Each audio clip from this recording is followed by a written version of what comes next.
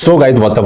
Welcome back to the channel and welcome back to this super required video।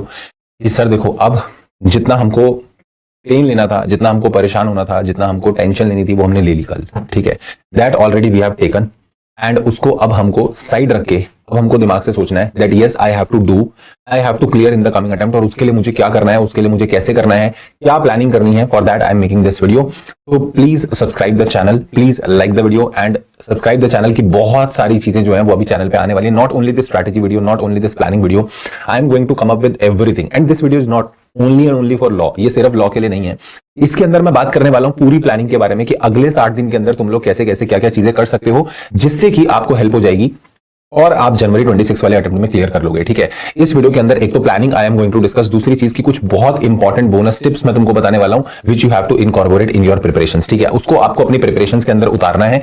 Trust me, you will succeed. आपका जनवरी 26 का जो exam है वो clear हो जाएगा। ठीक है, टेलीग्राम चैनल जो है उसका लिंक डिस्क्रिप्शन में दिया हुआ है, उसको जरूर ज्वाइन करना क्योंकि बहुत सारे रिसोर्सेज, सारे अपडेट, सारी इंफॉर्मेशन जो है वो मैं टेलीग्राम में डाल देता हूं, तो टेलीग्राम के थ्रू आप लोगों को मिल जाएगी। ठीक है सर, लॉ के लिए स्पेसिफिक वीडियो बनाओगे? यस, लॉ के लिए स्पेसिफिक वीडियो बनाऊंगा, बट वो कल दूंगा तुमको। जो लॉ के लिए स्पेसिफिक वीडियो होगी that you will get tomorrow. ठीक है, कि कैसे कैसे लॉ को प्रिपेयर करना है, बट आज मैं तुमको बताता हूं इस 60 डेज के अंदर how you can plan this.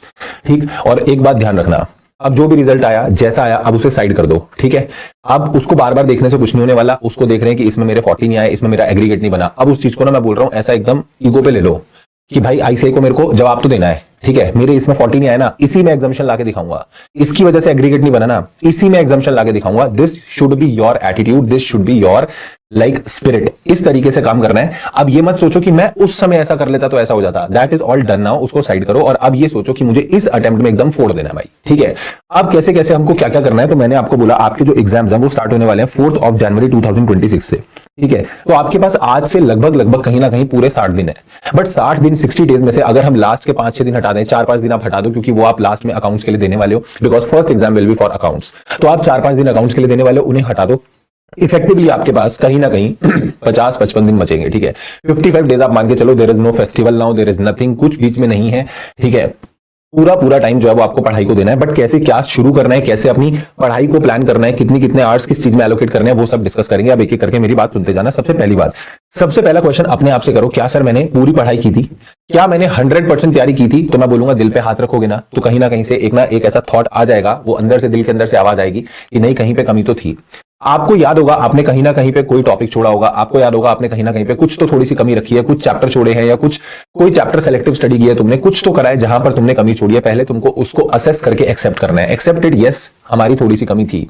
और अगर सर अब हमने तो अपनी तरफ से बेस्ट दिया था, तो भी मैं बोलूंगा हमेशा there is a scope of improvement. हमेशा ये ध्यान दो कि अब मैं इसमें और बेटर क्या कर सकता हूं। ठीक है, मैंने इस चीज का ये कर लिया था, सारा मैंने चैप्टर पढ़ लिया था, बट मैंने इसके क्वेश्चंस नहीं करके देखे थे, मैंने इसके कुछ कम क्वेश्चंस कर लिए थे। मैं इस बार ज्यादा क्वेश्चन करूंगा। मैंने राइटिंग प्रैक्टिस की थी बट मैंने कम की थी, 2 क्वेश्चन लिख के देखे थे, मैं इस बार ज्यादा लिख के देखूंगा। तो कहीं ना कहीं थोड़ी सी कमी थी, उसको पहचानो क्योंकि बेटा जी उसी पे ही काम करना है। जैसे हम उस पे काम कर लेंगे ना, मैं बता रहा हूं अपना बेड़ा पार हो जाएगा और हमारा जो रिजल्ट है वो सक्सेसफुल हो जाएगा, हमारा रिजल्ट जो है वो पास हो जाएगा। ठीक है, तो आपको सबसे पहले तो ये असेस करना है कि मेरी कमी किस सब्जेक्ट में रही है, मेरा वीक पॉइंट क्या है, मेरे को किस पे काम करना है। फिर सेकंड क्वेश्चन आ जाता है, क्या सर उस सब्जेक्ट के लिए मैं अब क्लासेस ले लूं, क्या मैं उसके लिए क्लासेस खरीद लूं, क्या मैं उसके लिए फास्ट ट्रैक ले लूं, या फिर मैं उसके लिए सेल्फ स्टडी करूं? आप क्या सजेस्ट करोगे? तो मैं बोलूंगा आप एक बार ये असेस कर लो कि आपके मार्क्स अप्रॉक्स कितने बैठ रहे हैं। अगर मान लो आप उसमें इंडिविजुअली भी मैं बोलूंगा 40 स्कोर नहीं कर पा रहे हो, तो भैया there is something problem, there is some problem in your academics. कहीं ना कहीं वो अभी चीजें ही क्लियर नहीं है। तो अगर चीजें ही क्लियर नहीं है तो मैं बोलूंगा that you should go for the classes. फिर आप फास्ट ट्रैक ले लो। लॉ के लिए भी मैं बोलूंगा, अगर आपको लगता है लॉ का, देखो इस बार लॉ का पेपर बहुत डिफिकल्ट था। ठीक है, अब लॉ का पेपर बहुत डिफिकल्ट था, बट आपको ये पता लगा होगा कि भैया मैं कॉन्सेप्चुअली स्ट्रांग हूं भी या नहीं हूं। अगर मैं कॉन्सेप्चुअली स्ट्रांग नहीं हूं तो then you should go for the fast track. Fast track मैंने निकाला हुआ है लॉ का। अगर आपको लगता है कि भैया मुझे पढ़ना है law, then take that fast track. अगर आपको लगता है नहीं मेरे 45-50 आराम से आ रहे हैं, मुझे क्लासेस तो लेने की जरूरत नहीं है, मुझे सिर्फ रिविजन करनी है, then go for the self study. मैं बोलूंगा भैया सेल्फ स्टडी करो, बेमतलब क्लासेस खरीद के क्लासेस में टाइम मत लगाना। But yes, if you are actually weak then you should go for the classes. सिर्फ आपने सेल्फ कर लिया था आज तक कभी, या फिर आपने रिविजन वीडियो से देख लिया था, तो आपको वो क्लैरिटी ही नहीं है कि क्वेश्चंस को कैसे हैंडल करना है, then go for the classes. तो आपको ये देखना पड़ेगा कि मैं कहां जाऊं, मेरे को क्या अभी मेरा स्टेटस है, उसके अकॉर्डिंगली सेलेक्ट करना। ठीक है, अब मैं बोल के चलता हूं, मान लो कि आपकी कोई क्लासेस या तो आपने अभी फास्ट ट्रैक खरीदे या फिर आपकी रेगुलर क्लासेस है और आपका फर्स्ट अटेम्प्ट है, अभी आपका फर्स्ट अटेम्प्ट है इन द जनवरी 26। तो मैं उनकी भी बात कर लेता हूं साथ में कि कहीं ना कहीं आप बात करो कि आपकी क्लासेस अभी पेंडिंग है। तो मान के चलना भैया, अगर आप जैसे फास्ट ट्रैक भी खरीदते हो या आपकी कोई क्लासेस पेंडिंग है, तो मैं बोलूंगा फास्ट ट्रैक में अगर आप प्रैक्टिकल सब्जेक्ट का फास्ट ट्रैक लोगे तो कहीं ना कहीं आपको 120-130 घंटे देने पड़ेंगे अगर आप थोड़ी सी स्पीड पे उसको देखोगे तो। बट प्लीज 2 की स्पीड पे मत देखना, ठीक है बाबू, प्लीज 2 की स्पीड पे मत देखना, वरना क्या होगा, सिर्फ ड्यूरेशन खत्म हो जाएगी और क्लास का कुछ समझ में नहीं आएगा, कुछ रिटेन नहीं रहेगा। तो आपको कहीं ना कहीं 120-130 घंटे जो है वो देने पड़ेंगे इन द प्रैक्टिकल सब्जेक्ट। 80-90 घंटे मैं मान के चलता हूं कि कहीं ना कहीं तुम्हारे फास्ट ट्रैक में जाएंगे थ्योरी वाले पेपर के अंदर, चाहे आप ग्रुप 1 के लिए जा रहे हो, चाहे आप ग्रुप 2 के लिए जा रहे हो। If you are going for group 1, तो मैं बोलूंगा कि कहीं ना कहीं ग्रुप 1 के लिए आपके जो थ्योरी का पेपर हो गया वो लॉ और अकाउंट्स और टैक्स जो है आपका प्रैक्टिकल हो गया। ऐसे ग्रुप 2 में ऑडिट आपका थ्योरी हो जाएगा और कॉस्टिंग और जो एफएमएसएम है वो आपका प्रैक्टिकल हो जाएगा। तो ये आप उसी तरीके से प्लान कर लेना आपका कौन सा ग्रुप है, ग्रुप 1 है या ग्रुप 2 है, ठीक है। अगर सर मैं मानता हूं कि मेरा जो टोटल अमाउंट, टोटल ड्यूरेशन जो है ना, total duration of the classes मेरी पेंडिंग है अप्रॉक्स, कहीं ना कहीं मैं बोल रहा हूं कि ये मेरा बैठेगा 220 घंटे के आसपास। मैं अपर एंड पे लेके चल रहा हूं, आप मान के चलो 220-230 घंटे बैठेगा, ठीक है। अब जब आप पेपर देने जाओगे तो ये तो बात तय है कि पेपर देने से पहले आपको सिर्फ और सिर्फ 25 घंटे मिलेंगे पढ़ने के लिए, यानी कहीं ना कहीं 1.5 दिन मिलता है। आप आज अकाउंट्स का पेपर देके आए तो आपको आज के बाद कितना दिन मिलेगा, आपको आज के बाद सिर्फ आज जब आओगे 5-6 बजे तक आओ, 5 बजे तो पेपर खत्म होगा, 6 बजे तक आओगे, 7 बजे भी पढ़ने बैठे 12 बजे तक पढ़ पाओगे। कहीं ना कहीं आपका सिर्फ और सिर्फ कितना होगा, आपका सिर्फ और सिर्फ 7 से 12 5 घंटे का आउटपुट निकलेगा। फिर अगले दिन का आपको दिन मिल जाएगा और फिर उसके बाद जो पेपर वाले दिन सुबह थोड़ा सा आपको टाइम मिल जाएगा। टोटल मिला मिलू के मैं बोल रहा हूं मोटा मोटी कहीं ना कहीं आपको 25 घंटे के आसपास मिलेगा। तो जो चीज को आपको 25 घंटे में रिवाइज करना है, आपको उसको थोड़ा सा बैक कैलकुलेट करके सोचना पड़ेगा कि जो चीज मैं आज पेपर से एक दिन पहले 25 घंटे में रिवाइज करना चाहता हूं, तो मैं उसको उससे पहले कितने टाइम में रिवाइज करूं, उससे पहले मैं कितने टाइम में रिवाइज करूं, और आपको कम से कम 2 रिवीजन तो करनी पड़ेंगी। तो अगर मैं बोलूं लॉ की बात करूं तो कहीं ना कहीं 60 घंटे आप रिवीजन के लिए दोगे, और ये तो मैं भी क्लासेस के अलावा बात कर रहा हूं। आप कम से कम 60 से 70 घंटे थ्योरी पेपर के लिए रिवीजन के लिए दोगे फर्स्ट रिवीजन में, क्योंकि फर्स्ट रिवीजन में you have to give time जिससे आपको चीजें लर्न करनी है, because this will help you to retain the things. आपको चीजें याद तभी रहेंगी जब आप फर्स्ट रिवीजन में अच्छे से याद करके बैठे हो, वरना सेकंड रिवीजन में भी सेम टाइम लगेगा। आप ऐसा सोचते हो ना कि बस मैं 5 दिन के अंदर पूरा लॉ रिवाइज कर लूंगा, देखो 20-30 घंटे के अंदर मैंने लॉ रिवाइज कर दिया, 40 घंटे के अंदर मैंने कर दिया, तो सेकंड टाइम भी 40 घंटे ही लगेंगे, फिर उसका क्या फायदा हुआ। तो आप यही करते करते एग्जाम तक आ जाते हो, और फिर एग्जाम से एक दिन पहले सोचते हो जो मैं 50-50 घंटे में पढ़ के आ रहा हूं अब मैं उसे सीधा एकदम 20 घंटे में कवर कर लूं, तो वो तो पॉसिबल नहीं है। तो आपको कहीं ना कहीं एक लर्निंग कर्व बनाते हुए चलना है। आपको ये दिमाग में रख के चलना है जो चीज मेरी आज 60 घंटे में हुई है, मेरे को उसे सेकंड रिवीजन में 35-40 घंटे के अंदर खत्म करना है। देन उसके बाद मैं उसको 1.5 दिन में कवर कर पाऊंगा। This should be the flow. आप सोचो मैं आज कोई चीज को रिवाइज करूं 80 घंटे में और फिर एग्जाम से एक दिन पहले उसे ही समेटने की कोशिश करूं 25 घंटे में, तो इट इज टोटली रॉन्ग। ये नहीं करना है आपको, ठीक है। तो आपको फर्स्ट रिवीजन में कहीं ना कहीं इतना टाइम देना पड़ेगा। टोटल आपकी फर्स्ट रिवीजन के आवर्स हो जाएंगे अप्रॉक्स 240। सेकंड रिवीजन में मैंने बोला कहीं ना कहीं आपको लगेंगे 130 घंटे के आसपास, और ये टोटल रिवीजन करने में आपको लगेंगे 370 आवर्स। और मैंने बोला जो आपकी क्लासेस पेंडिंग थी कहीं ना कहीं उसमें 220 से 230 घंटे लगेंगे, तो मान के चलो आपको टोटल 600 घंटे चाहिए। अब सर ये 600 घंटे मैं निकालूंगा कैसे, क्योंकि 60 दिन है मेरे पास, पर मैंने लास्ट के 5 दिन तो हटा दिए, क्योंकि उस दिन में से तो मुझे क्या करना है, उस दिन में तो मुझे अकाउंट्स पढ़नी है सिर्फ, तो बचे मेरे पास 55 डेज अप्रॉक्स। तो मैंने बोला कहीं ना कहीं 600 घंटे को आप एलोकेट कर दो इन द 55 डेज, और आपका एक दिन का आउटपुट निकला 11 घंटे। आपको कम से कम 11 घंटे एक दिन पढ़ना पड़ेगा। सर आपको नहीं लगता ये 11 घंटे बहुत कम आ रहे हैं? मतलब अभी इस समय तो हमको 15-16 घंटे पढ़ना चाहिए।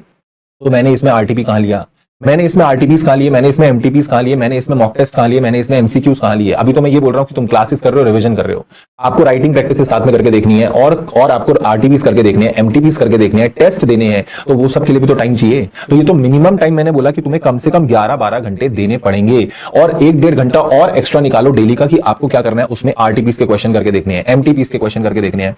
जब आपका वीकली पूरा टारगेट कंप्लीट हो जाए, अपीयर फॉर द टेस्ट, मेरे को टेस्ट के लिए अपीयर करना है, ताकि मैंने जितना इस हफ्ते में पढ़ा मैं एटलीस्ट एक टेस्ट दे दूंगा तो मेरे को कॉन्फिडेंस आएगा, yes I am able to do it, I am able to do it. But मैं तुमको बोल रहा हूं कि इसके लिए ना आपको चाहिए होगी एकदम भयंकर वाली डेडिकेशन। अब तुम सोचो कि नहीं मैं तो आज क्या करूंगा, 11 घंटे में बैठा, और 11 घंटे बैठने के बाद ठीक है मैंने कुछ पढ़ लिया, नहीं पढ़ा, किसी दिन पढ़ लिया, किसी दिन नहीं पढ़ा, तो भैया फिर काम नहीं बनेगा बेटा जी, ये मान लो, फिर प्रॉब्लम हो जाएगी। और अगर आपने ये चीज करी ना तो these things will cost you the January 26 attempt. आपको फिर वहां पर भी खामियाजा भुगतना पड़ेगा। मैं नहीं चाहता कि वो हो, तो please try to understand, at least 11 घंटे 12 घंटे तुमको एक दिन में देने पड़ेंगे, ठीक है। तो अब मैं तुमको बताऊं कि ये जो 1.5 घंटा और मैंने बोला है, आपने 11-12 घंटे तो जिसमें आपकी क्लासेस और वो सब निपट गई, अब वो भी कैसे करनी है वो भी अभी मैं बताऊंगा, क्लासेस के साथ रिवीजन कैसे करनी है वो भी अभी मैं बताऊंगा। मेरी बात ध्यान से सुनना। मैंने बोला कि आपकी कहीं ना कहीं जो है ये 1-1.5 घंटा आप दोगे राइटिंग प्रैक्टिस में, आरटीपीज में, एमटीपीज में, ठीक है। बट आपको 11-12 घंटे, अब जो मैं बोनस टिप्स बताने जा रहा हूं ध्यान से सुनना, 11-12 घंटे आपको इफेक्टिव निकालने हैं। इफेक्टिव का मतलब होता है प्रोडक्टिव आवर शुड बी 11-12 घंटे। 11-12 घंटे की सिटिंग नहीं है सिर्फ। आप सोचते हो मैं बैठा 12 घंटे हूं, मैं तो सर ने बोला था 12 घंटे, मैं 12 घंटे बैठा हूं, उसमें से पढ़े कितना 8 घंटे 4 घंटे। ये नहीं होना चाहिए कि 2 घंटे बैठे फिर 1 घंटे का ब्रेक, फिर 2 घंटे बैठे फिर 1 घंटे का break. This should not be the case. बैठो 11-12 घंटे का इफेक्टिव स्टडी निकालना है, मतलब आपका ओवरऑल जो ड्यूरेशन रहेगा वो 15 घंटे के आसपास रहेगा और आपको 11-12 घंटे पढ़ाई करनी है उसमें, ठीक है। ये अगर अभी नहीं करोगे ना तो आगे आने वाले टाइम पे अभी लगेगा अभी तो स्टार्ट ही हुआ है, अभी तो 2 महीने हैं, मेरे पास टाइम है। कोई टाइम नहीं है, 2 महीने यूं निकल जाएंगे और आपको पता नहीं चलेगा। तो आपको आज से ही ये बात सेट करनी है। आज के बाद मैं एक भी दिन वेस्ट कर नहीं सकता, एक भी दिन मैं वेस्ट नहीं कर सकता। मेरे पास एक सिंगल डे नहीं है वेस्ट करने के लिए, बिकॉज अगर मैंने एक सिंगल डे वेस्ट करा ना मेरा अटेम्प्ट वेस्ट हो जाएगा। ये बात दिमाग में डाल लो, ठीक है। दूसरी चीज कि अगर मान लो कभी कभी ऐसा हो जाता है कि किसी किसी दिन आपका ना कोई टाइम सेव हो जाएगा, जैसे फॉर एग्जांपल आप पढ़ने बैठे कोई सब्जेक्ट, ठीक है। आपने सोचा था मेरा ये मैंने स्लॉट बनाया कि 10 से लेके 1 बजे तक मैं बैठूंगा, 3 घंटे का स्लॉट है, इसमें ये चैप्टर कंप्लीट करूंगा। सपोज वो 2 घंटे में कंप्लीट हो गया। फिर तुमने कोई और चैप्टर उठाया, मान लो वो भी 3 घंटे का आपने सोचा था, वो भी 2 घंटे में कंप्लीट हो गया। अब आपके पास उस दिन में 2 घंटे बच गए, तुम तो खुश हो गए, ओए होए बल्ले बल्ले, मेरे पास तो 2 घंटे बच गए, मैं 2 घंटे आज के दिन तो मजे ले ही सकता हूं क्योंकि मैंने आज का टारगेट तो कंप्लीट कर लिया ना।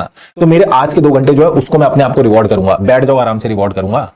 आप ये सोचो कि जो आज 2 घंटे आपने सेव करे हैं, utilize it for the studies only. अभी टाइम बल्ले बल्ले करने का नहीं है, बल्ले बल्ले रिजल्ट वाले दिन होगी। आज ही बात को मानो, ये 2 घंटे ये नहीं बर्बाद करने, इन 2 घंटों के साथ नहीं खेलना है, ठीक है। ये 2 घंटे भी बहुत इंपॉर्टेंट है। इस 2 घंटे में बैठो, पढ़ाई करो, क्योंकि कोई ना कोई ऐसा टफ डे भी आएगा जिस दिन बिल्कुल पढ़ाई नहीं हो पा रही होगी, जिस दिन ऐसा हो रहा होगा कि जब आपने सोचा 4 घंटे होगा पर उस दिन 6 घंटे लगेंगे। उस दिन ये वाली चीज सेट ऑफ हो जाएगी, उस दिन ये वाली चीज सेट ऑफ हो जाएगी। पर आज ये नहीं करना कि आज आप 2 घंटे बैठ के टाइम पास कर लो और सोचो कि चलो आज मैं 2 घंटे कोई मूवी देख सकता हूं, मैं घूम के आ सकता हूं, बाहर चला जाता हूं। नहीं, अपने आप से वादा करो कि अगर पास होना चाहते हो ना तो अपने आप से धोखा नहीं करोगे। मेरे को पढ़ाई करनी है, मतलब मुझे पढ़ाई करनी है। तो अगर आपके पास टाइम बचता है, every single minute you have to utilize. You are not suppose to wait any single minute of you.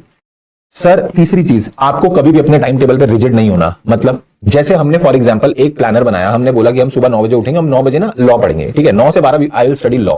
अब मैंने 9 से 12 लॉ का टाइम टेबल बना लिया, मैं उठ के पढ़ने बैठा, मैं देख रहा हूं बट याद ही नहीं हो रहा, समझ ही नहीं आ रहा। और ये हमारे साथ भी होता था, सबके साथ होता है। कई बार ऐसा होता है दिमाग में ही नहीं घुस रही चीज, तो बंद कर दो उस बुक को and shift to the other subject. ये कोई रिजिडिटी नहीं होती, नहीं मेरा 9 से 12 तो लॉ का ही टाइम टेबल है, मैं इसमें तो लॉ ही पढ़ूंगा। अब तुमने उसमें 3 घंटे भी निकाल दिए और तुमने उसमें कोई आउटपुट भी नहीं निकाला और टाइम भी वेस्ट हुआ अलग। तो इससे बेटर शफल कर जाओ दूसरे सब्जेक्ट पे। जैसे ही लगे मेरा भी इसमें मन नहीं बन रहा, मेरे को जिस सब्जेक्ट में इस समय इंटरेस्ट आ रहा है उठाओ, फ्लो बनाओ। उसके बाद जब फ्लो में आ जाओ, आपके दिन की प्रोडक्टिविटी बन चुकी है, फिर आप उस सब्जेक्ट को उठा लो तो आप वो पढ़ लोगे, ठीक है। बट आप ऐसा सोचो नहीं मैं यही इसी चीज को लेकर बैठा रहूंगा, तो इस चीज का गिल्ट पूरी रात तक आप पर रहेगा और फिर अगले दिन की पढ़ाई और अफेक्ट हो जाएगी। यार कल वाला दिन खराब हो गया मेरा लॉ का, और ये फिर धीरे धीरे चीजें पाइलअप होकर आपकी पूरी प्रिपरेशन को हैम्पर कर देगी। ये नहीं करना है, ठीक है। चौथी चीज सबसे इंपॉर्टेंट की मैं बोलूंगा, आप कहीं ना क्लासेस और रिवीजन को ब्लेंड कर लो। कुछ बच्चे क्या करेंगे, अब जैसे फास्ट ट्रैक ले लिया, तो मान लो रिकॉर्डेड फास्ट ट्रैक ले लिया तुमने, तो तुम क्या करते हो, ठीक है पूरे दिन में मैं 12 घंटे क्लास देखूंगा सिर्फ। सुबह 9 बजे बैठा, रात को 9 बजे तक मैंने क्लास निपटा दी। आज मैंने 8 लेक्चर निपटा दिए, कल मैंने 8 लेक्चर निपटा दिए। ऐसे कर करके 10 दिन में मैंने पूरा कोर्स खत्म कर दिया। ये नहीं करना है। 10 दिन बाद भी भाई वही होगा जहां भाई आज है। क्यों? क्योंकि 10 दिन में तुमने सिर्फ भगाया है कोर्स को, आपने पढ़ा तो है ही नहीं ना। तो डोंट डू दिस। आप 10 दिन बाद सेल्फ स्टडी करने बैठोगे क्या? नहीं, आप आज से बैठो and make a blend of your classes and revision. जब आप क्लास देखते हो ना, तुम्हारी एनर्जी उतनी कंज्यूम नहीं होती, because you are just listening, you are just understanding the things. But self study करना, खुद से किताब उठा के बैठना और अब रिवाइज करना, वो उसमें फर्क है, ठीक है। रिवीजन वीडियो के थ्रू जब रिवाइज करते हो तो 2 घंटे में चैप्टर रिवाइज हो जाता है, बट वही चीज को अगर खुद रिवाइज करने बैठते हैं 4-4 घंटे लग जाते हैं। क्यों? क्योंकि सर वहां पर हम खुद की एनर्जी कंज्यूम कर रहे हैं, टाइम लग रहा है, हम चीजें खुद से समझ रहे हैं। बट रिवीजन वीडियो देखते हैं तो सामने वाली फैकल्टी समझा रही होती है, तो जब समझा रही होती है हमको हाँ ठीक है, हाँ ठीक है, तो उसमें हमारा एनर्जी कंजम्पशन कम है। तो इसलिए बोल रहा हूँ, क्लासेस देख रहे हो, रिविजन देख रहे हो, तुम्हारी एनर्जी कंजम्पशन कम है एक दिन में। अभी जो है क्लासेस देखो, बट साथ में रिवीजन का स्लॉट डालो। अभी क्लासेस का ड्यूरेशन ज्यादा रखो ताकि क्लासेस भी खत्म करनी है, और साथ में जैसे मान लो आपने 12 घंटे का एक दिन का स्लॉट बनाया, तो 8 घंटे क्लास देख लो, 4 घंटे रिवीजन डालो, ताकि सेल्फ स्टडी एकदम से तुम भी 12 घंटे सेल्फ नहीं बैठ पाओगे। तुम सोचो अब कल से ही मैं 12 घंटे बैठने की सिटिंग निकालूंगा, बैठूंगा, मैं नहीं कर पाओगे। तो आप धीरे धीरे अपनी सिटिंग इंक्रीज करोगे। कैसे? 8 घंटे क्लास देखो, 4 घंटे बैठो, धीरे धीरे वो क्लासेस, जब आप 8 घंटे क्लास देख रहे हो तो क्लासेस का ड्यूरेशन भी तो घटेगा, क्लासेस का टाइम भी तो कम हो रहा है, तो धीरे धीरे क्लासेस का टाइम कम होता जाएगा और आपकी जो रिवीजन का टाइम है वो बढ़ता जाएगा। एंड इस तरीके से there will come a point of time when आपकी क्लासेस भी खत्म हो जाएंगी, साथ साथ तुम रिवाइज भी करते हुए आ रहे हो, और फिर उसके बाद जो बचा हुआ टाइम होगा उसमें आपकी रिवीजन और आपके टेस्ट वगैरह जो है वो हो जाएंगे। तो ये सारी चीजें अगर आप फॉलो करोगे ना, मैं बोल रहा हूं with classes and with revision you are able to clear. पर सर हम तो वो वाले बच्चे हैं जिनकी कोई क्लासेस पेंडिंग है ही नहीं, मान लो हमारी कोई क्लासेस ही पेंडिंग नहीं है, हम कोई भी फास्ट ट्रैक नहीं लेने वाले, कुछ नहीं लेने वाले, तो तुम्हारे पास पूरा रिवीजन का टाइम होगा। फॉलो दिस, मैं बोलूंगा इसमें आप फर्स्ट रिवीजन में और थोड़ा सा टाइम एक्सटेंड करके लिख कर चीजों को याद करो। अकाउंट्स के क्वेश्चन लिख के करो, टैक्स के क्वेश्चन लिख के करो, और अगर आपको लगता है कि भैया मेरे को और एक्स्ट्रा क्वेश्चन करने हैं, करो, क्योंकि तुम्हारे पास टाइम है। And you can do third revision as well. आप एग्जाम से पहले बड़े प्यार से 3 रिवीजन कर सकते हो, ठीक है।